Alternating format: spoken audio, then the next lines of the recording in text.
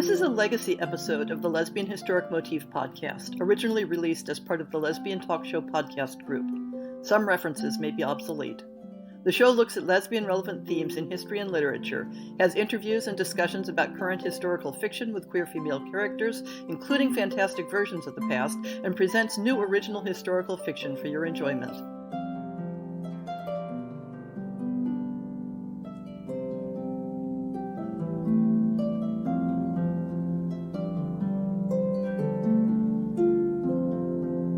When imagining the lives of lesbian characters in pre-modern Western history, one false idea that regularly comes up is that women had no viable alternatives to marriage, not without becoming complete social outcasts.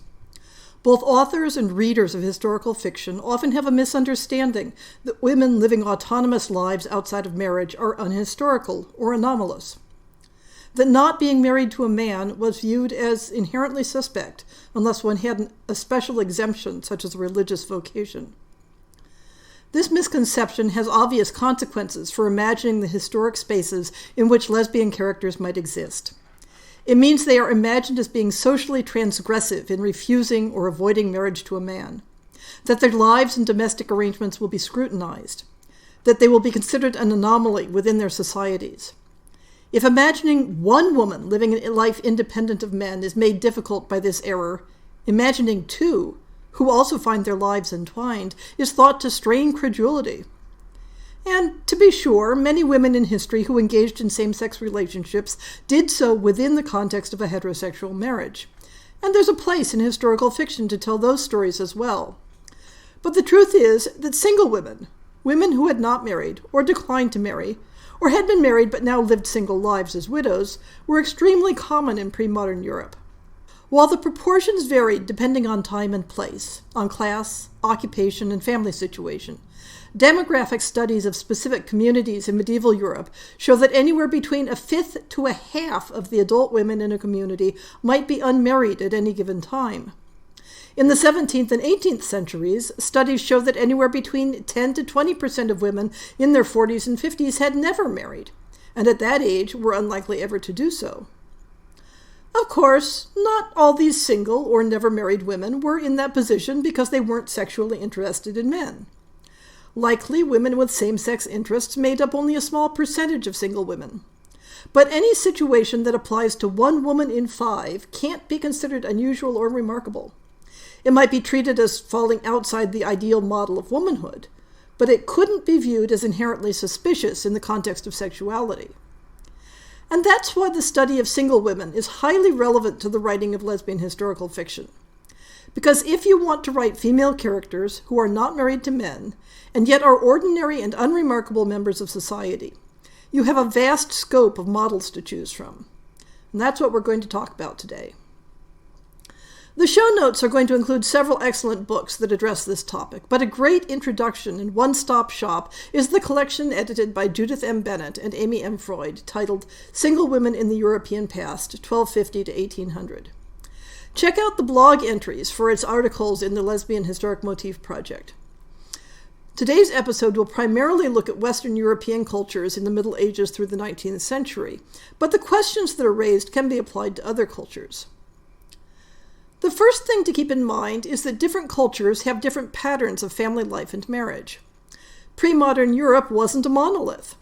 One of the large-scale patterns that affects the expectations for a woman's life is divided very roughly into a Southern European pattern and a Northern European pattern. Characteristics of the Southern pattern, not absolute rules, but trends, include older men marrying younger women, often women in their mid to late teens. Women were expected to be sexually inexperienced at marriage. Women generally did not live or work outside the family household before marriage. Marriages were typically arranged by the parents and seen as a contract between families rather than between individuals.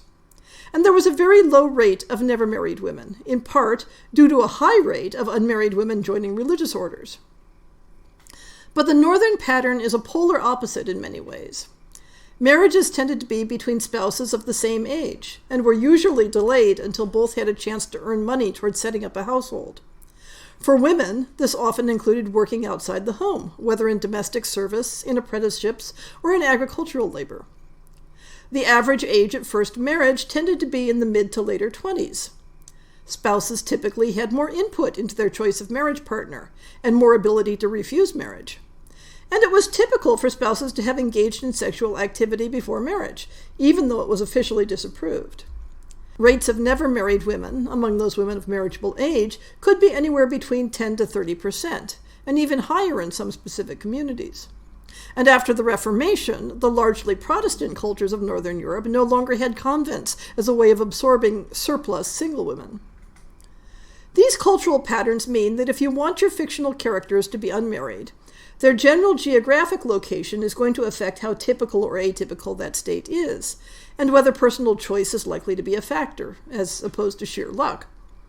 It's going to affect what their options are for life circumstances and how their family and community will view their unmarried state. Within a given culture, social class also affected life expectations. As a general rule of thumb, the daughters of the aristocracy, or the landowning elite, tended to marry younger if they did marry, and with less choice of partner. But they were also, overall, more likely to remain single.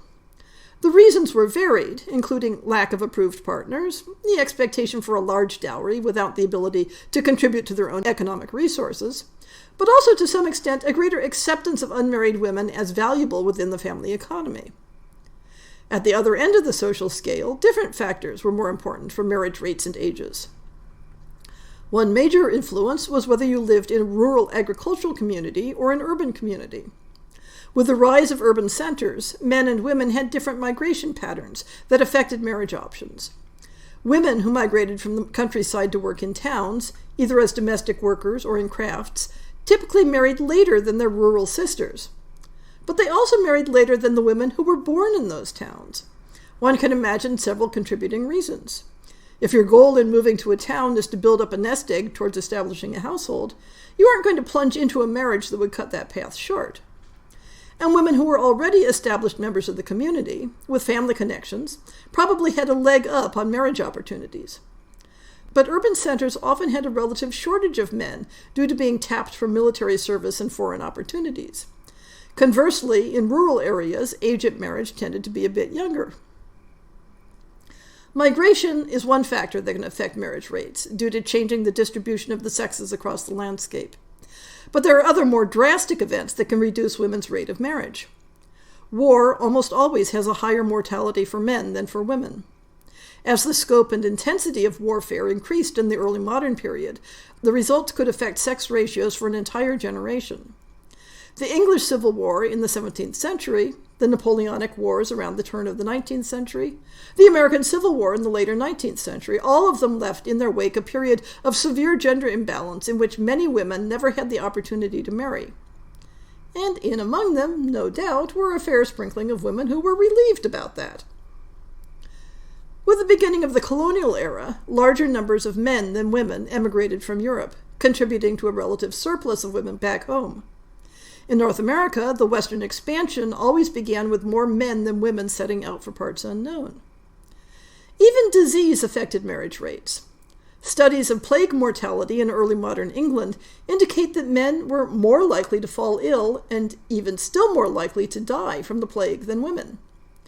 It's hard to estimate the gender ratios affected by the Black Death in the 14th century, but in its wake, with the overall labor force reduced, women found themselves with more opportunities to work outside the domestic sphere, and their greater economic independence resulted in lower marriage rates and more women choosing not to marry at all. So what are some specific strategies for creating plausible female characters in history who opt out of the heterosexual marriage economy with no fuss, no muss, and no need to live extraordinary lives? For one, give her money. Let her inherit income-producing property, or be given an inheritance by a relative. Probably her family would expect her to use it as a dowry, but maybe the right man just never happens to come along. No reason for her to pine away in the meantime. The details will depend on the local landowning laws, but in many, many contexts, certain women were perfectly able to inherit real estate. And as long as she didn't marry, she retained full control over that property and its profits. Give her a craft, a profession. Apprentice her in a trade. There were professions that were dominated by women. different professions at different times and places. In medieval England, have her be a brewer or a baker. In medieval France, a silk worker. In most pre-industrial societies, have her spin for a living. There's a reason why spinster came to mean an unmarried woman. It was a profession thoroughly dominated by women that could be engaged in with little overhead, often in informal cooperatives. As discussed in one of the articles I'll be blogging about shortly, once legal restrictions on money lending were lifted, it became a popular side business for single women. With the same nest egg that could get you a good marriage, you could bring in interest equivalent to what you'd make in wages. There are plenty of options to have your single heroine earn her living. Oh, and it really helps to have her live in a town, not out in the country. The next one is more restrictive.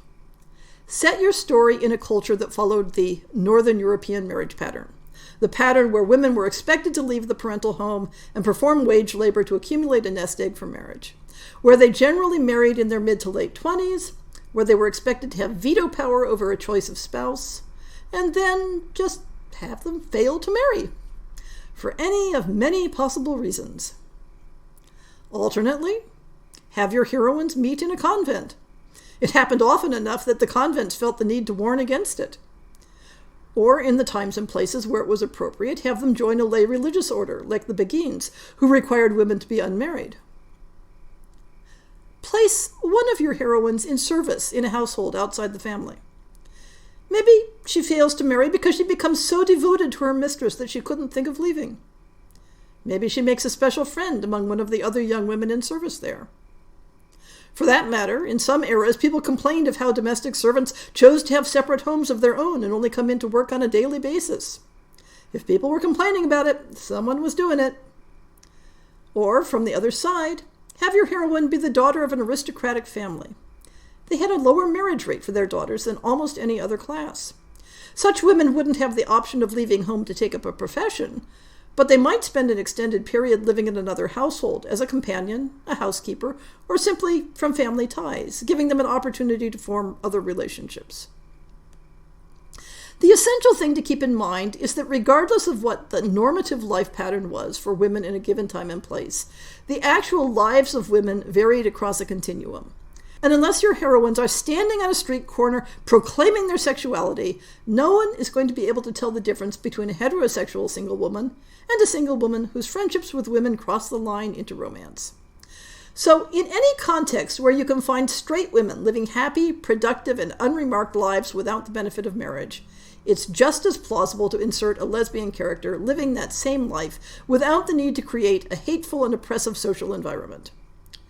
Look for the women who failed to marry, who chose not to marry, or who simply somehow forgot to marry, and you'll find the spaces in which your fictional lesbians can thrive.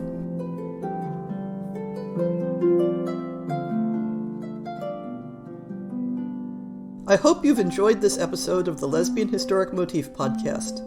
See the show notes for links to people and topics. Most shows will have a transcript linked as well. If you have a book announcement, a topic suggestion, or might like to appear on the show, please drop me an email.